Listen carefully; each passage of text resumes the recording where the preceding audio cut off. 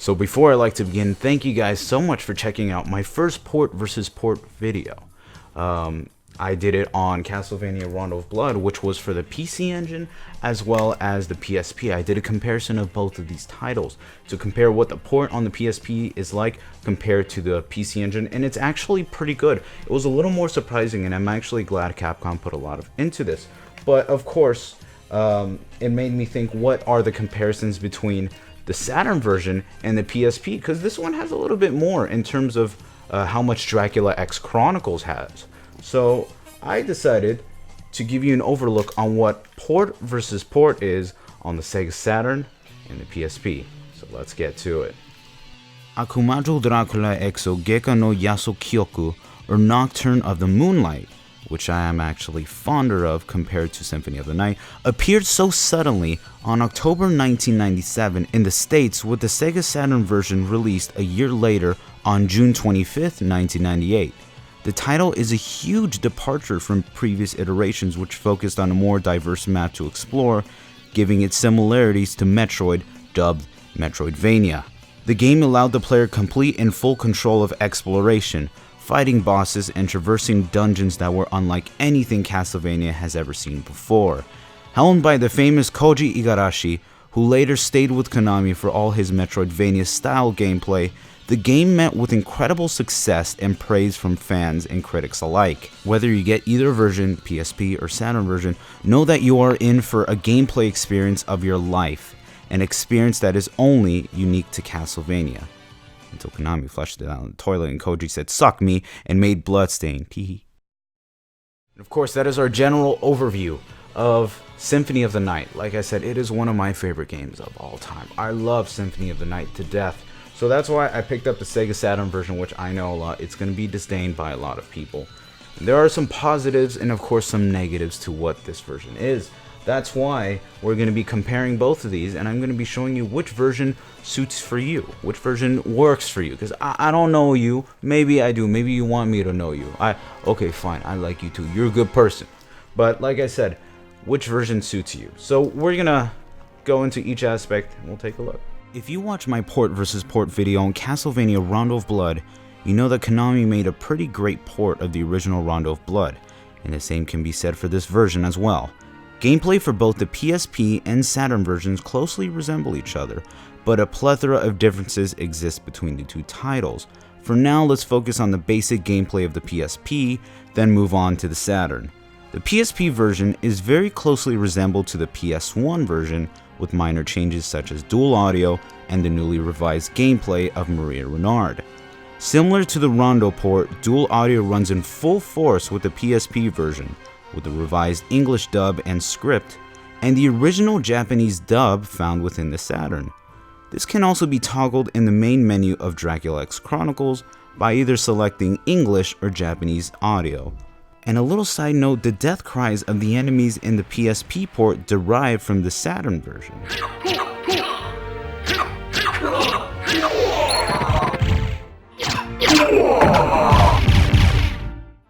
The gameplay of Maria Renard is overhauled entirely. Instead of using her martial arts in the Saturn version, she resorts to her animal powers, which hark back to the Rondo of Blood version of the game. She has her own set of attacks and sub-weapons, including her regular bird attacks, with the addition of the turtle shield and the flying dragon. Due to the huge amount of outcry back in 2008 before the release of Dracula X, Igarashi heavily developed Renard to become a more robust, playable character, and balance her out, creating an overall fun and great addition that even the Saturn cannot top. On the flip side, there are two aspects that make gameplay of the Saturn version incredibly compelling. The first being the exclusive items found in this port, the most notable being the Godspeed shoes, which gives you a dash in a similar fashion to Richter, and the beautiful rainbow mantle, which changes colors as time goes by. And regrettably, what hurts me the most are the cut areas and sections of the game, each with their own exclusive items, enemies, and even bosses. The underground garden containing skeleton beasts, human trees, and Venus flytraps scour the area in a bright greenhouse, with its counterpart being Hell's Garden. The cursed prison located near the Marble Gallery fills the area with ghosts, gargoyles and will-o-wisps, with the soul prison being its counterpart. As to why they were cut, it's very possible they did not fit in with the other areas, so IGA decided to run them out, but this is of course due to hypothesis and theory. The last aspect to note of the gameplay, and its worst, is the menu selection. The Saturn is notorious for its load times, and they are incredibly more noticeable than usual. I'll let the game speak for itself.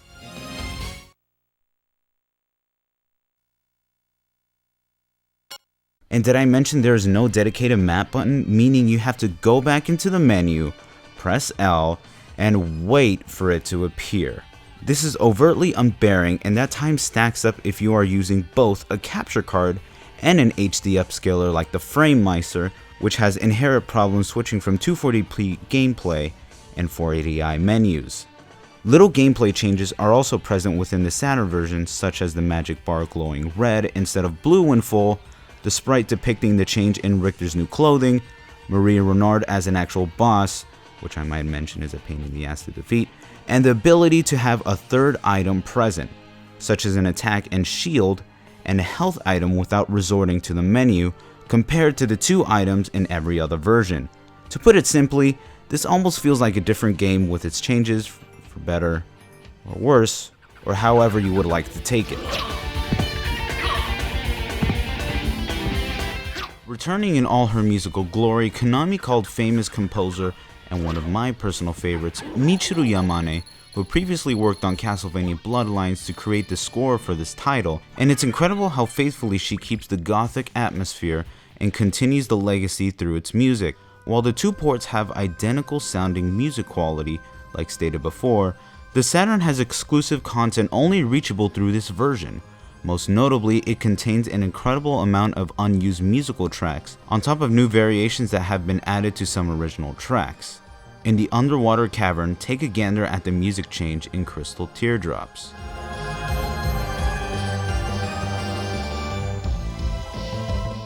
On top of this, new tracks have been entirely cut from other versions and are present here.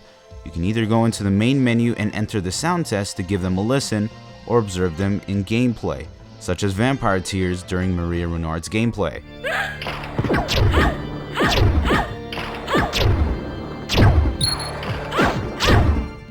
Even given a couple more chances to add this content, Konami never really put the effort into future versions, and unfortunately will forever be contained within the Saturn.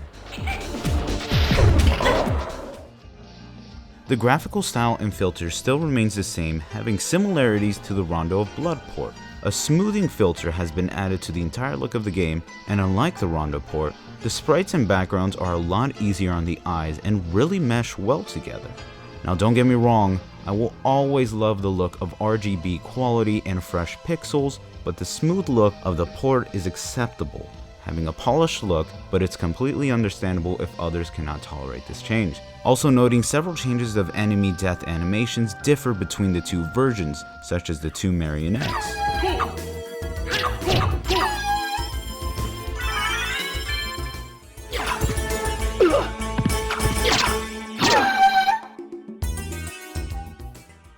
For this reason, the Sega Saturn or PS1 is my preferred version for sharp and lovely pixels. However, this is where the change will severely ruin people's perspectives on the Saturn. Unfortunately for this port, the title was poorly rushed, optimized, and coded horribly. This causes frame rate performance issues that were never present in other versions, and on top of this, the game tapped into one of the Saturn's weaknesses, transparencies. Although some exceptions exist, the Saturn cannot properly display transparencies, and it's most evident in the title cards as well as Alucard's transformation into mist, giving it a dithered look. This of course is the graphics' hugest downfall, as transparencies and the ghost of Alucard as he walks by was what caught my eye when I first played the game. Stated in my previous port versus port was the price of Dracula X, currently going for $16 to $20 for a physical copy. Or if you are a digital fiend, the PSP and Vita versions on PSN go for about $14.99, which of course can be playable on both using either component cables or the PSTV respectively. Now the Saturn version is what's gonna bother Vania collectors. First of all, a modded or import Saturn console is needed to even revisit the title. Second, the price for the title is slowly climbing, with current prices ranging from 100 complete to 140 with the spine card included.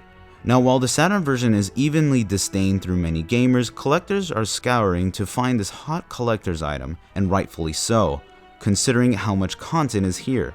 Considering how expensive complete Vania titles are, this one is headed up toward the great ones.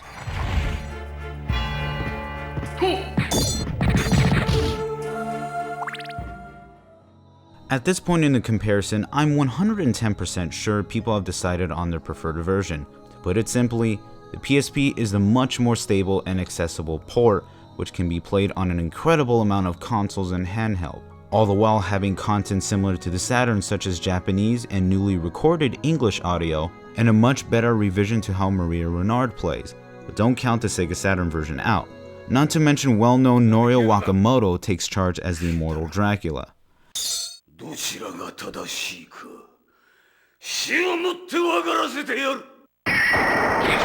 It's mind-boggling how much content was cut from the other versions, and it can be accessible through the Saturn. New music tracks, entirely new sections to explore, and even new items that potentially enhance the gameplay. If you are someone who cannot live without knowing content is missing from the title, such as I am, the Saturn version is for you. Personally, this is my preferred method of playing despite its flaws. However, the PSP port is a much better way of playing the game on any and all versions, period. And there we have it.